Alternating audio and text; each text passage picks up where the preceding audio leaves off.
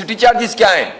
वो पैसे जिसकी बिजली हम खर्च नहीं करेंगे और पाकिस्तान के अवाम अदा करेंगे। ऐसे लोगों को क्या चौराहों पे लटकाना नहीं चाहिए? जो 300-400 अरब रुपए तो तनख्वाहदार तबका देता है, आप जागीरदारों से तो टैक्स नहीं लेते।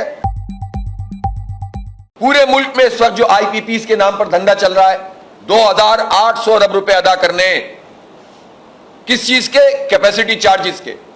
कैपेसिटी चार्जेस क्या हैं?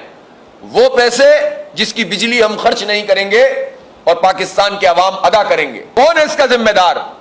ऐसे लोगों को क्या चौराहों पे लटकाना नहीं चाहिए जिन्होंने आईपीपीज के साथ ये मुआहदे किए हैं कि डूबती हुई इस मईशत में हम 2800 अरब रुपए कैपेसिटी चार्जेस के देंगे और ये ताजा दम होकर दोबारा से नई नई हुकूमतों में शामिल हो जाते हैं। और ये सर्कुलर डेट के नाम से जो धंधा चल रहा है, इसका भी फॉरेंसिक ऑडिट होना चाहिए।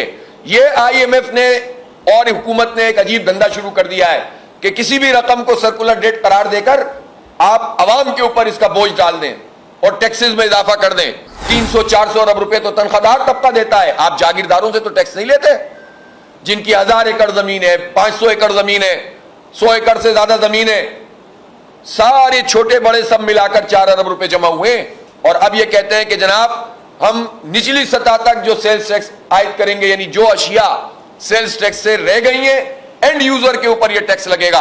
गोया हुकूमत के अपने इदारे क्या कर रहे हैं? अपनी मराहत कम नहीं होंगी, करें ना जरा सरेंडर, अपनी गाड़ियों को सरेंडर करें, अपने पेट्रोल को सरेंडर करें और ऊपर से शुरू करें। जजेस करें, जर्नल करें, ब्यूरोक्रेट करें, टॉप के सियासतदान करें। अपनी मराहत कम करेंगे तो आवाम को कोई मैसेज जाएगा ना। अपनी तो अय्याशियां चल रही हैं, प्रोटोकॉल भी चल रहे हैं और आवाम को मारते रहो और कहते रहो, खून निचोड़ते रहो, उसका तो ये तो नहीं चलेगा।